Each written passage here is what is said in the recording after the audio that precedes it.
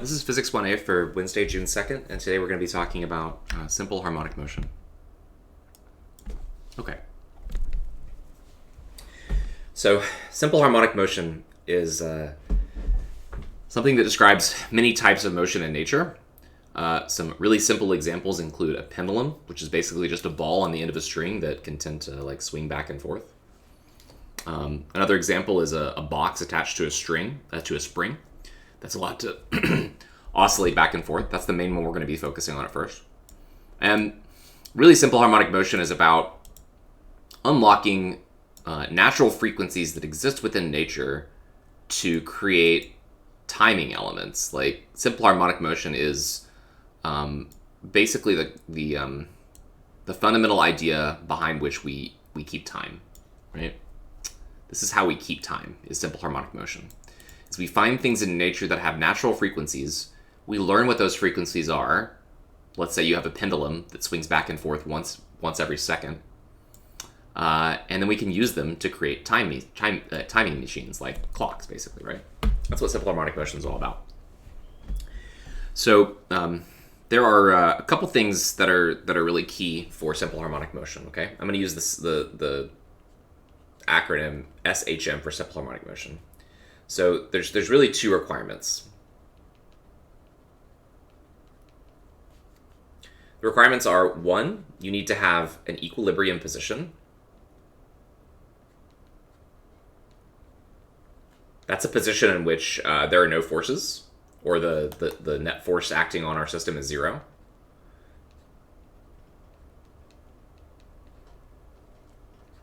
It could also mean that the sum of all torques are zero as well. Just in general equilibrium, going back to the very first few weeks of class. Hopefully you remember what equilibrium is. And the other thing needs to be a restoring force, RE.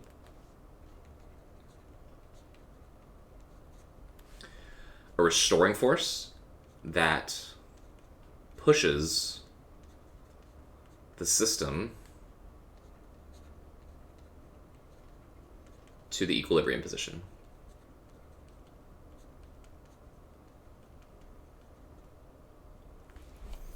So let's look at a simple example of this and investigate it.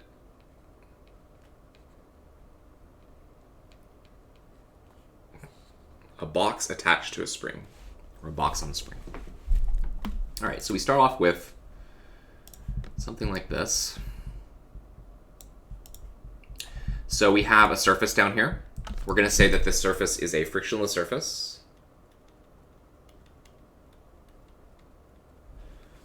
And we're going to attach to this a spring and a box. So let's place a box on here. Let's give it a different color.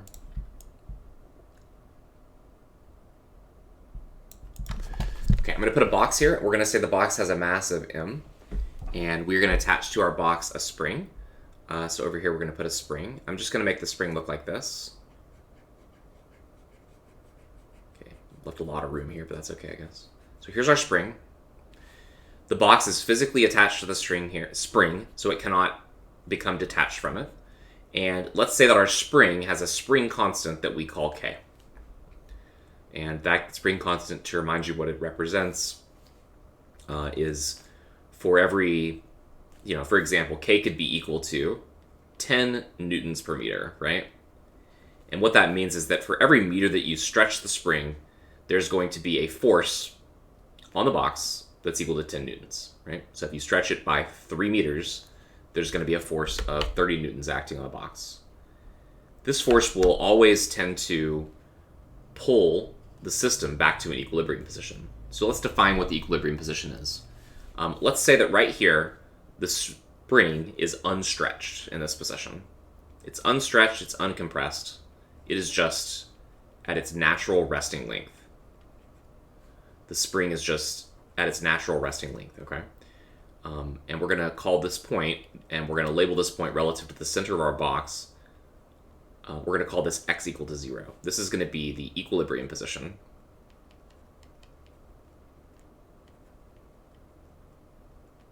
And why is that the equilibrium position? Because the force on a spring, the force created by a spring on this box, is going to be equal to negative k multiplied by x, where x is the x coordinate. In this picture, we're going to define positive x direction to point this way. So when I pull the box in this direction, so if I were to take the box and pull it over to here, then there would be a force from the spring that would pull it back this way, right? And the size of the force would depend on how far this distance x is. And the negative sign tells you that when you pull it to a positive x direction, you get a force that goes to the left. And when you take this box and you push the spring in, the spring is going to push back on you in the other direction when you push to a negative x coordinate, right? Okay, let's get all those things that I just drew off of here, if it'll let me. And we'll draw the other positions on another picture. Okay, so this is our basic setup right here. You have a box on a frictionless surface sitting at an equilibrium position where the spring is unstretched and the spring constant is k. All right. What we'd like to understand is the motion of this box whenever we pull it away from equilibrium by a small amount. That's what we want to understand. If I were to pull this box to the right, just pull it a little bit and let it go, could anyone describe to me, what do you think that the box is going to do? If I pull the box just a little bit to the right and then just release it from rest, what is the motion of the box going to look like?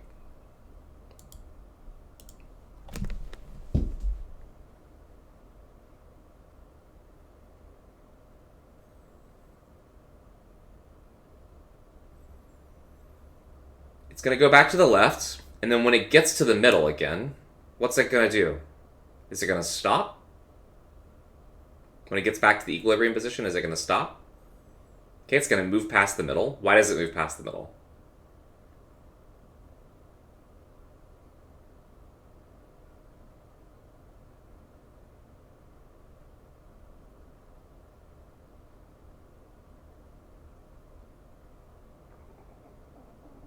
Yep.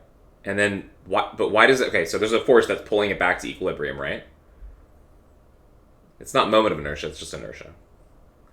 Yeah, so the reason why the box, if you were to pull it to the right, it's gonna come back to the left. It is not going to move to x equal to 0, it's gonna go past x equal to 0, right? It's gonna go past x equal to 0, and then what the box is gonna do is it's gonna basically just oscillate back and forth and back and forth and back and forth. And it's never going to stop, ever, unless something comes along to stop it, because the surface is frictionless. Doesn't it move back like 2/3 of the distance every time? I don't know where you got 2/3, but that's not what happens now. So the motion, we call it simple harmonic motion. Simple refers to something I'll talk about in a second. Harmonic refers to the fact that it's repetitive, and motion, it's moving. So simple harmonic motion involves an object that basically just does stuff like this. They just keep oscillating back and forth and back and forth and back and forth. That's what simple harmonic motion is. And we'd like to kind of investigate that. So what we're going to do is, let me see if I can copy this whole thing here. And then what we'll do is I'll try to select everything but the green line. And let me see if I can actually make it stretch. Yeah, I can. Cool. It's going to make the box look weird, but I can fix that. No, now I want to select this and then just make the box look normal again. Kind of like that, I guess. We'll talk about what happens with friction later, Haiti, but basically what happens with friction is that it's going to oscillate back and forth, but the amplitude of the motion is going to get smaller and smaller and smaller. So it's going to be oscillating between these 2 points and these 2 points and these 2 points. It's eventually going to run out of energy, basically, right?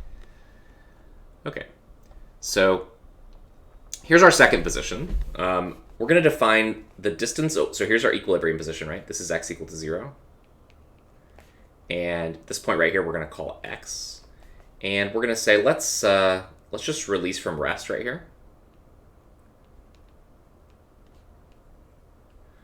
And we're going to call the x-coordinate the place where we release it. We're going to call this x equal to a. And I'm just going to say, I guess over here, that a stands for amplitude.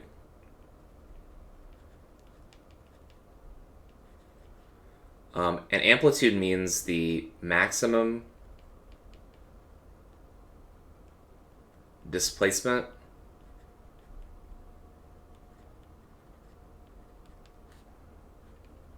from equilibrium. It's the maximum x value that you're going to get, x equal to a. And if we release it from rest, we know that at this point that its velocity is equal to 0. And we can start to draw in here what the forces look like. So in addition to the velocity being 0, we also know that there's a spring force that's pulling back on this box that goes this way.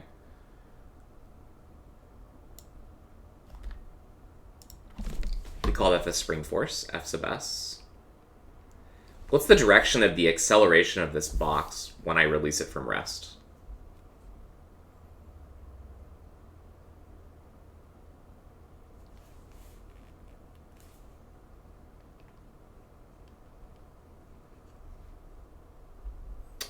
Yeah, the acceleration is going to be to the left, right? So on the same picture here, I'll just maybe put above here that our acceleration points this way. And down here, I'm going to summarize what's going on with position, velocity, and acceleration. And I'm just going to say at this time, for our picture that we're describing right here, if we release this from rest, if this is the maximum place where, if this is the maximum displacement from equilibrium, this is also the place where the acceleration is going to be at maximum. So the position is maximum. This is also, we could call this the maximum displacement or something if we want to. The velocity is 0 and the acceleration is maximum. Okay. And what I'm going to do here is I'm going to kind of go through the motions of like what this looks like here. Okay, right? So this is just our setup. This is going to be kind of our initial, is there a reason why x equal to 0 right here? Yeah. X equal to 0 represents the equilibrium position, which is the position where the spring is unstretched. That's why it's x equal to 0. It's because the spring is unstretched, and when we define the force from the spring, it's determined by an x-coordinate, so we need to have an x-coordinate to define force. Okay, so this is going to be kind of our initial position, all right? This first picture just shows us our setup. It defines what the equilibrium position is. We're going to pull our system away from equilibrium by moving the box to here, and then we're going to release it from rest. And we're going to observe what the box does. So here is what the box is going to do. I'm going to look at basically just important kind of timestamps for what's going on here. So the next thing that's going to happen is the box is going to move to the left, and its next important position is going to be right when it gets back to the equilibrium position right here. Okay.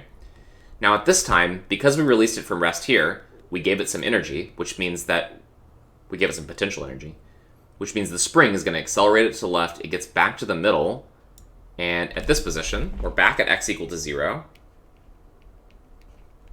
The velocity now is going to be pointing to the left, so the velocity of the box now is this way. And I'm going to say that at this position, when it gets to equilibrium, this is the place where the velocity of the system is maximum. And what's going to be going on with the acceleration at this location and the force at this location? Yep, the acceleration now is going to be equal to 0 because we're at x equal to 0, which means that the force from the spring at this point is also equal to 0. And yeah, you'll notice we started it at x max, where it had a max acceleration and 0 velocity. And now we're in a position where x is 0, acceleration is 0, but the velocity is at maximum. Okay, so let's keep going. The next picture will be when the box gets to 0 velocity again, because now it has inertia, has kinetic energy, and it's going to start compressing the spring. And when it compresses the spring, eventually the spring will push back so hard on it that its velocity drops to 0, and that will be our next picture that we want to talk about. So let's take this. I really just want to select everything but the green thing. Can I do that? Or, well, I want to select everything, and then that works. Okay, so now we just need to slide this. Let's get rid of the velocity here. We just need to take, really, I guess it's just this piece right here that I want to shrink. It's going to let me, yeah, okay. So now we're going to compress it And I'll try to compress it so that it goes to about the same distance that I did before.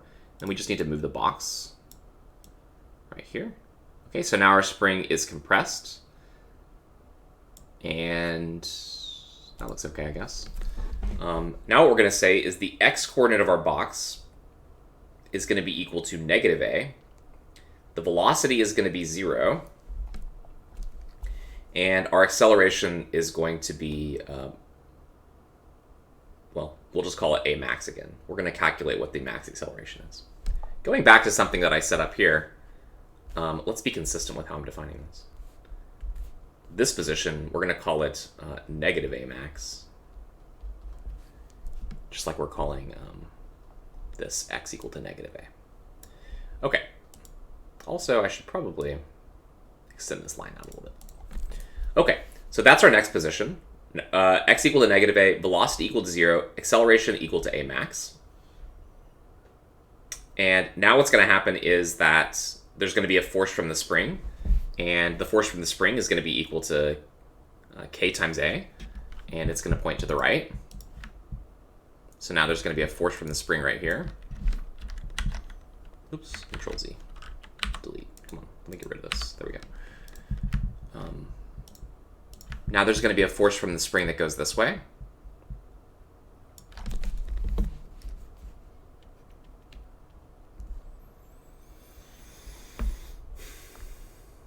Okay.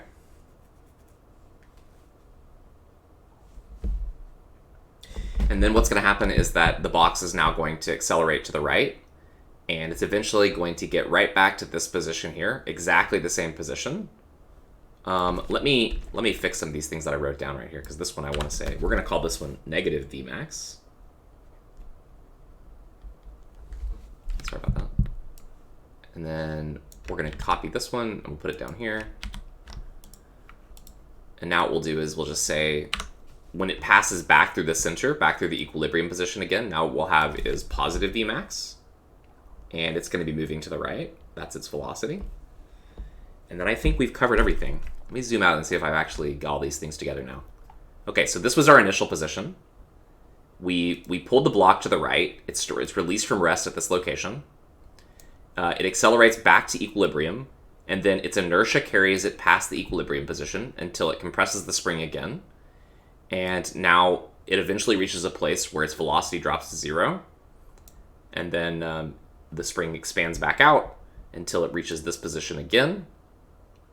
And now it's got inertia pushing it to the right. And it will eventually make it to this position here, where the pull process will repeat itself, right? So it's like we go from position 1 to position 2 to position 3 to 4, and then it all repeats back again. So the simple harmonic motion is very repetitive. You go from 1 to 2 to 3 to 4, and then you just keep going in a circle. And because the surface is frictionless, this process will continue on forever, with the box going left and right and left and right and left and right and left and right and left and right, just repetitively for a really long time. And we'd like to understand this motion, and the things that we'd like to be able to calculate are, what would the frequency of this motion be? That is to say, how many cycles per second does it undergo? What's that going to depend on? We'd like to know the period as well. We'd like to know what the value of some of these things are, such as what's the maximum velocity value going to be? We'd like to know what the maximum acceleration is going to be, and some other stuff. And also what we'd like to know is, because this motion is so repetitive, maybe there's a way that we can actually define what we call the equation of motion, which is the position as a function of time, the velocity as a function of time, and the acceleration as a function of time. These are all things that we would like to be able to describe for this type of system here. Simple harmonic motion is only on a frictionless surface. No, it doesn't have to be a frictionless surface. Again, if you add friction to this problem, it gets a little trickier to solve all the things that I'm describing here. If we add, I'll put it this way. If we add friction to the problem, this doesn't change. We're going to calculate it, but it won't change. The maximum velocity won't change. The maximum acceleration won't change. But all of these will. The position is a function of time, etc. Those will all change, but these top three won't change if the surface has friction. But we'll get to that later. I don't know if we'll get to it today, but it's covered in the notes. It's covered in your textbook as well. And it's covered many other places that you can find if you want to. Man, I really think this... I'm going to have to get a new cord for this thing. Looks like this is about to fray off and break. Okay, so then before we go into doing all the mathematics and, describing how all this works here, does anyone have any questions about the general setup of this? Does anyone have any questions about this type of motion that I'm describing here? Does it kind of generally make sense to you, what we're talking about?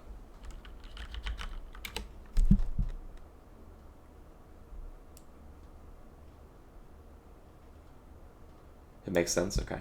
You can imagine what's going on in your head? I was going to try to find... Yeah, I don't think there's anything on this page. Anyway. All right. So we have this system. The nice thing about it is that it involves things that we kind of already understand, right? There's not like new physics going on here. We don't have to talk about like angular momentum or moment of inertia or any of the things we talked about in the last few chapters. This system involves translational motion, which means motion in a straight line, which is something that's easy to understand. There's no circular motion going on here. And it involves simple forces, just a spring force, really. The only force that's going on here is just a spring force, right? Now let's go back and see if this meets our definitions for what a simple harmonic motion is, because anything that meets these requirements is going to kind of have the same type of mathematics and stuff associated with it. So you need the equilibrium position. We have that. That's this position here. And then you need a restoring force that pushes the system to equilibrium. Can you see how no matter where the box is, the spring force always pulls it back to equilibrium, right?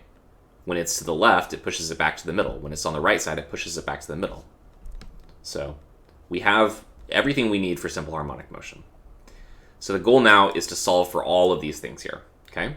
And it's going to turn out that the solution for each of these is actually quite simple. And once you understand like the big picture and understand what these values are, solving these problems should be pretty straightforward, okay? So let's analyze this motion, okay? I'm going to zoom back in now. All right, so let's analyze the motion.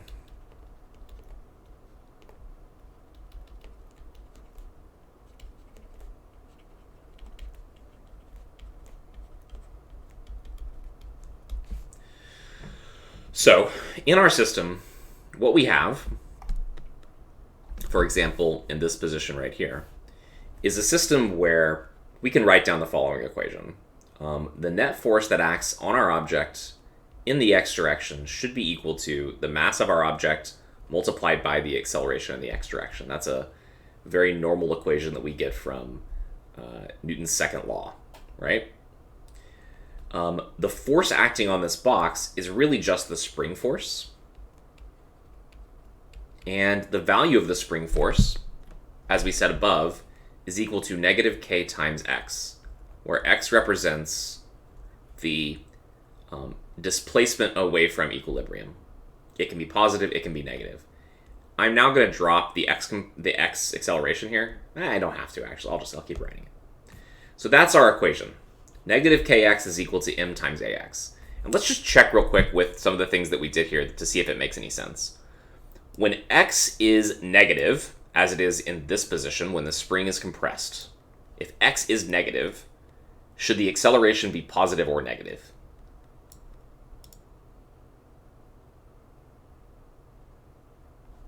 Yeah, positive. Does this equation bear that out? It does, right? Because if x is negative, then you get a negative times a negative, and you get a positive acceleration, right? That's also consistent with what we said in the picture, that when x is equal to negative a, again, a is the amplitude, x maximum, basically. When this is negative, then the acceleration is positive. And if we go up to picture 1, I think, when x was positive, the acceleration is negative. So that's why there's a negative sign on here. All right. Let's I don't know how many lines we're going to need, so we'll move this over here, and we'll just kind of go down.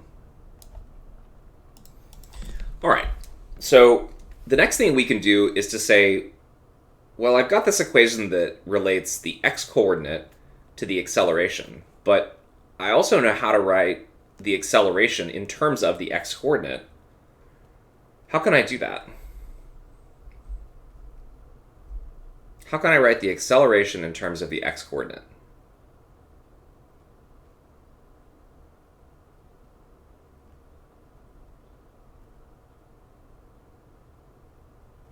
X double prime. What does x double prime mean?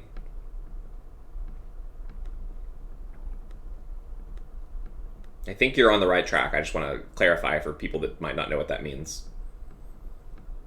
The second derivative of the position with respect to what? When I see x double prime, to me that means take the derivative with respect to position. And yeah, it's time. Yeah, so we can say that we know that the x component of the acceleration is always given by the second derivative of the x-coordinate with respect to time. Okay? So if we plug that into our equation, what we get, I'm going to rearrange it a little bit too. I'm going to divide the mass to this side so that it says negative k over m times x. And then on the right-hand side, we're going to write second derivative of x with respect to time. And so we get this equation. This is what we call a differential equation.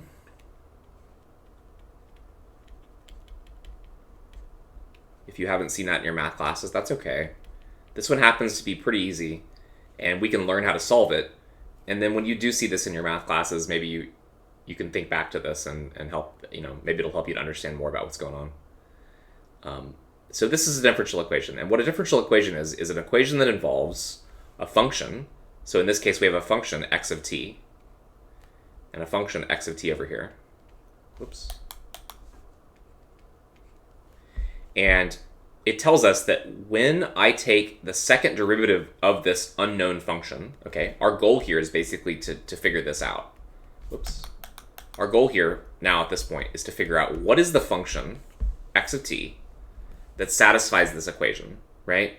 And in mathematics, you learn that there's all kinds of different functions, right? X squared is a function. E to the x is a function. Sine of x is a function, right? These are all functions. Now, this is a function of time, so it would have to be something like t squared. It'd have to be something like sine of t. It'd have to be something like e to the t. Something like this, right? The question here is, what is the function that when I take the derivative twice, I get the same function back, and I get a negative sign, and then I get this constant showing up in front of it. That's what our goal is to figure out which function satisfies this differential equation. Okay? So I see immediately Brand is saying e to the x. Again, it needs to be, the variable has to be t. Okay? The variable has to be t, but you're thinking e to the t, right? Now, when you don't know what to do with problems like this, what you do is you simply try things. So there's two things that have been suggested. One was e to the t and one was cosine. So let's try each of those and let's see what happens, okay? Now, before we do this, in order to make the mathematics of what we're about to do a little bit simpler, we're going to say that we're going to let this constant right here, k over m, we're going to let that be equal to omega squared, okay? Now, you're free to do these kind of things in problems. This is totally, like, you can redefine things, right? There's a reason why we're doing this, and it'll become obvious later. Okay, so that would make our equation now become negative omega squared x is equal to d2x dt2. Okay, so now here's what we're going to do. We're going to try a solution. And then what we'll do is, if our solution doesn't work, we're going to modify it, basically. That's how we're going to figure out what this is. So we're going to try this as our solution. E to the t is equal to x of t. Our function is e to the t, right? And let's now do this process. Okay, so what is dx dt going to be equal to?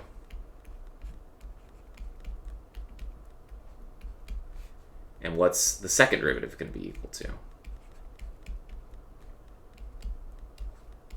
Okay, now, we know what x of t is. We know what the second derivative is. Let's plug them both back into our equation right here, okay?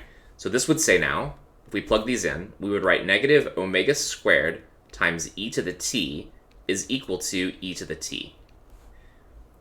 Right? And all I've really done here is I've just plugged in for x and I've plugged in for this, right? Now, this equation basically tells us that, well, this equation has at least one solution, I think. But what it tells us is basically that negative omega squared would be equal to 1, which means that omega would have to be equal to the square root of negative 1, right? Or this is what we call the imaginary number I, right? So we tried e to the t, and would you all agree that looking at this line right here, it doesn't seem like it satisfied the equation? Would you all agree? Unless omega happens to be equal to I. But what was omega? Omega was k over m. K is the spring constant, which might be something like 10 newtons per meter, and m was mass, which could be something like 5 kilograms, but they're both real numbers, and when you divide real numbers, you always get a real number, right? You're not going to get an imaginary number from dividing two real numbers. It's not possible, right? Okay, so it doesn't look like e to the t worked, but it was close. It was close. We're kind of missing this. So let's go back to our function, and let's think, how can I modify this? Is there anything I could put right here that would allow me to get an omega squared to show up right here by the time I took the derivative twice? What could I add? E to the negative omega t, right. So let's try that. So let's try e to the negative omega t. Let's see if that works, okay? So now we're going to change our function. We've decided that this method did not work, so we move on. We try a new function. Our new function is going to be e to the negative omega t.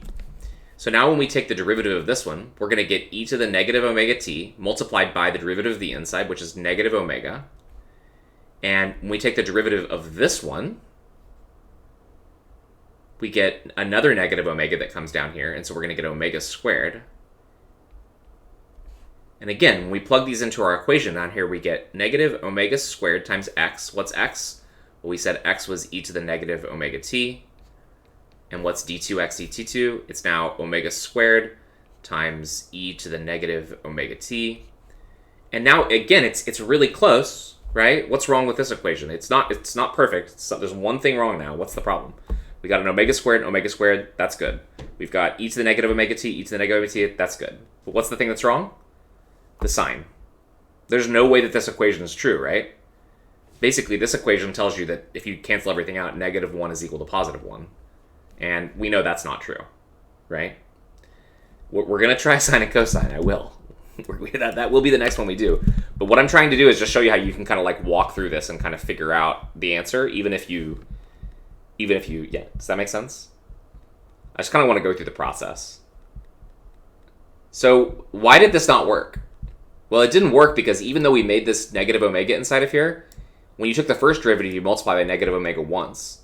And when you took the second derivative, you multiply by negative omega twice. And negative omega times negative omega is positive omega squared. And we needed to get something that when you did it twice, you got a negative sign, right? And those of you that are saying sine and cosine, you're on the right track because you know that when you take the derivative of sine, you get cosine. And when you take the derivative of cosine, you get negative sine, right? So that's obviously going to work. But there's actually something we can do to this function that will make it work. Does anyone know what we can do? This is actually there's one thing missing from this.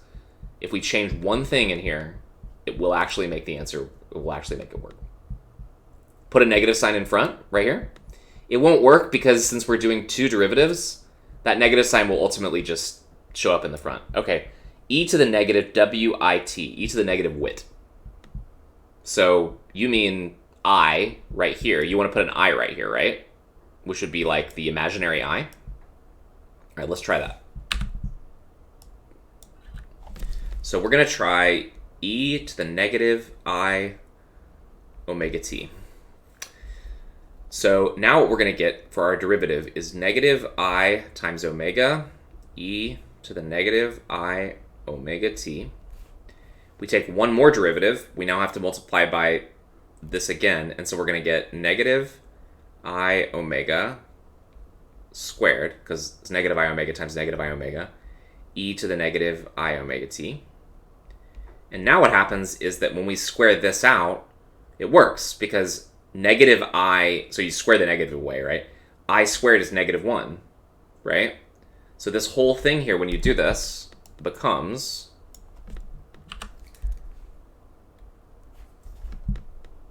exactly what we want. So it turns out that if I put an I right here, it works out. It works. So this is a valid solution. E to the negative I omega t is a valid solution. Or this would have also been a valid solution, right? E to the positive I omega t would have worked just fine too. It didn't need to have a negative sign here.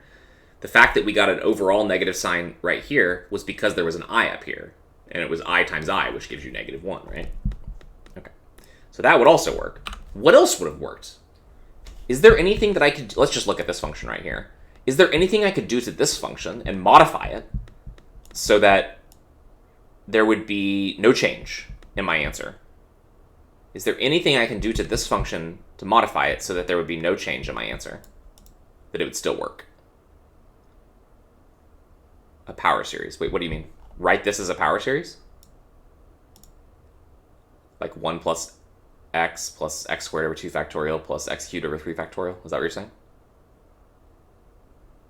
No, I'm just saying, can I add anything to this equation? Can I multiply anything to this equation so that it would not have altered what I just did here?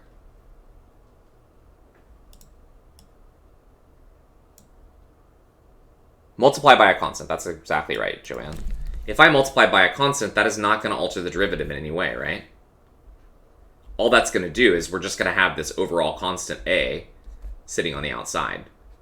And that's fine, right? Okay, so an even more general solution right there. Now, just to make things unnecessarily complicated, when you have multiple different possibilities for your solution, it turns out that if you add together the different possibilities, you'll get the total solution, okay? So what would have been, after we've gone through all of these different things that we just talked about right here, this would be the complete solution, okay? You could write a e to the I omega t plus another constant. It can be a completely different constant, e to the negative I omega t. And just to kind of save some time, we also could have done another thing. We could have also added a phase inside of here, like this. And same thing over here. They'd have to be different than each other, so I'll call this one delta or something. That would actually be the most general solution. And you can try it if you want to, where a, b, phi, and delta are all constants. This is the most general solution that we can get to this equation right here. Okay. But that's not the one we're going to use, because I don't think you all are super comfortable with these imaginary exponential functions, right? Whereas you are really comfortable with sines and cosines. So let's try another solution. Let's try x of t is equal to the cosine of omega t. I'm kind of skipping through something here. We're not just going to try cosine of t, right? We know cosine of t won't work because we got to get an omega, right? So let's go ahead and put our omega t in there. And we also learned from what we just did that it's okay to add a constant right here. And it's okay to add a constant inside. That's not going to change anything, right? So let's try this. How about we try this? What is the first derivative, dx dt? The first derivative is going to be negative a omega cos of omega, no, sine. Oops, gotta be sine.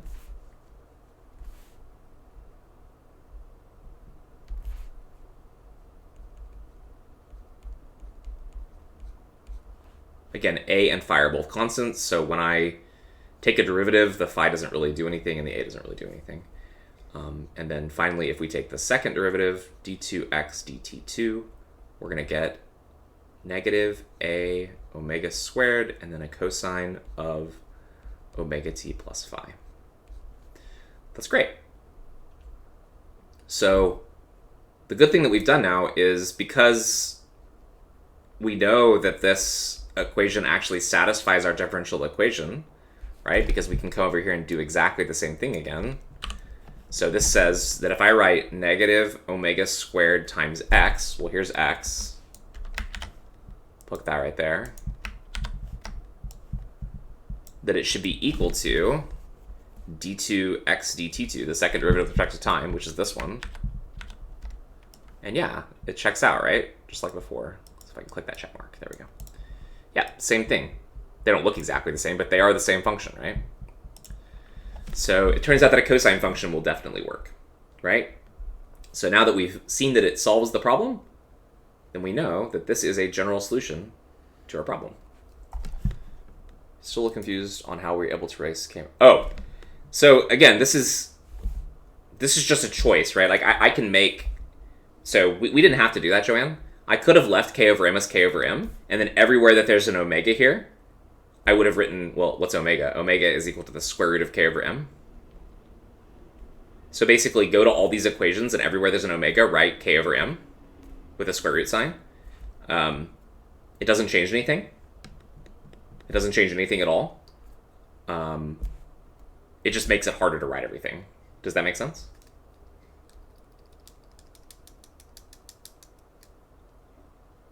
Sort of? Okay.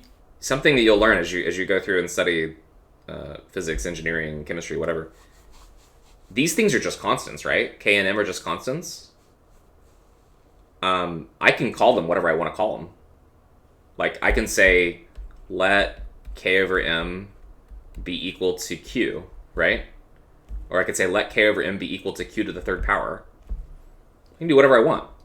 I mean, these are just constants, and all you're doing when you say k over m is equal to omega squared, all I'm doing is I'm just using a different variable to represent the same thing. Now, in this particular case, and maybe this is why you're confused, tell me if this is true, it just happens to be the case that after calling it omega, it shows up as the frequency inside of a cosine function. Is that why it confuses you? Is because it just happens to show up as a frequency in the cosine function?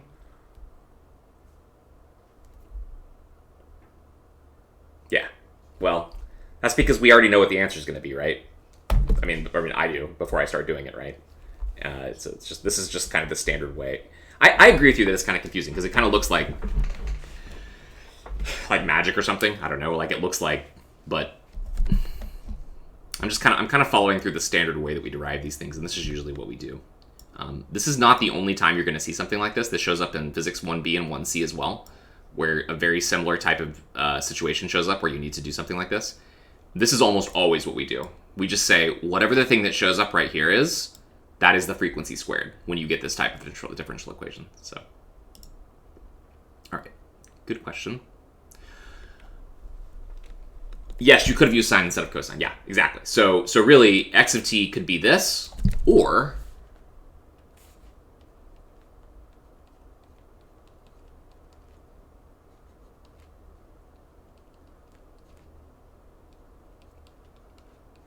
okay, and it's really going to be up to you what you use in a given problem, and you'll see that as we go through these problems, basically. Okay, how much time do we have? I feel like we've gone way. No, we're still good. Okay. So look at what we've done now. So now that we've come up with a solution for x of t, and it's a cosine of omega t plus phi, or this, either one of these works, sine or cosine. And we took the derivative. We know the derivative is equal to the velocity as a function of time. And we know the second derivative is equal to the acceleration as a function of time. So really, we've almost done all the things that we wanted to. Actually, I think that we have done every single thing that I tried to say we should do above. We found the velocity as a function of time. We found the acceleration as a function of time. We've also found what the angular frequency, omega, is. Okay, now we know that the angular frequency for this system, omega, is equal to the square root of the spring constant divided by the mass. Okay, and that means the frequency is equal to omega divided by 2 pi. This would be the revolutions per second. So that's going to be 1 over 2 pi square root of k over m. So we found frequency. What else do we want to find? We wanted to find the frequency, the max velocity, the max acceleration, and then all of these things. We did these, we did this. So now VMAX and AMAX, these two are really easy because we have the velocity as a function of time right here. We have the acceleration as a function of time right here. So what's the maximum? Let's start with x. What's the maximum x coordinate going to be, according to this equation? What's the maximum value that x can take on? It's a, right? Okay, and that's what we said a was. A is amplitude. Amplitude is the maximum displacement from equilibrium. Okay, so that's good. Let's look at v. What's VMAX going to be? If I look at this equation right here, how do I know what the maximum velocity will be?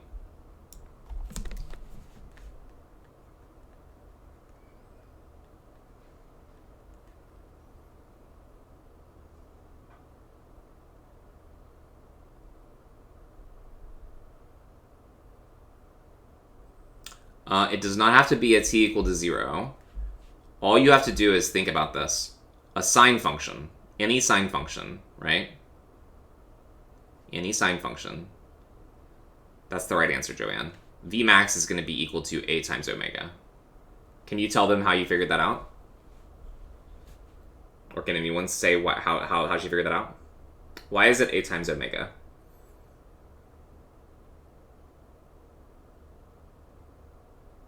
The maximum value of any sine or cosine function is 1. Exactly. That's right. The biggest that sine of omega t plus phi could possibly be is 1. The smallest it could possibly be is negative 1. As you said, negative 1 is less than or equal to the sine, is less than or equal to... Yep. So, this constant that shows up in the front basically has to be Vmax. A times omega. Okay. It also happens to have the right units, because omega is going to have units of radians per second, and a is going to have units of meters, so it's going to have units of meters per second. All right? And then hopefully you all can figure this one out. What's the max acceleration going to be then? Again, we just look at this. It's a omega squared. Yep. Here we go. We had to use some mathematics that you're probably not like all super comfortable with. I'm sure some of you have seen like differential equations before. Maybe not everyone. Hopefully you understand what we did. All we used were concepts from the first semester of calculus, really. I mean, I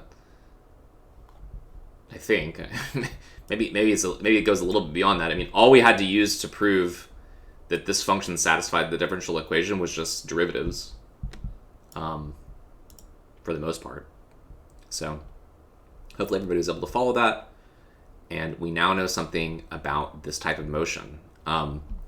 We should probably take a break right here, and then when we come back, what we're going to do is probably do a problem first, and then we're going to talk about energy.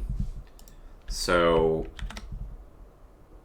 I'm going to put the problem that we'll work on the board or on the slides here. That way, if you want to, you can start to think about it before we move on. Does anyone have any questions before we take a break?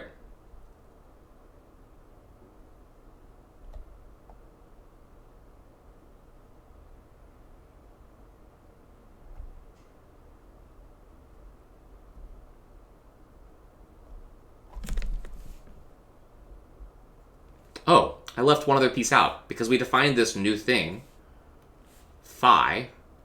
Sorry about that. This is going to be what we call the phase angle. And really it's going to tell us where the object starts in its motion. Are we going to go over the final before we end up the class? Well, we talked about it at the beginning of class, and I said that when there's 15 minutes left in class that I'm going to do a review. Does that answer your question? Or is that what you mean? Okay. So I appreciate that, you can ask any question you want, but does anyone have any questions about what we just talked about? All right, I'm stopping the recording for now.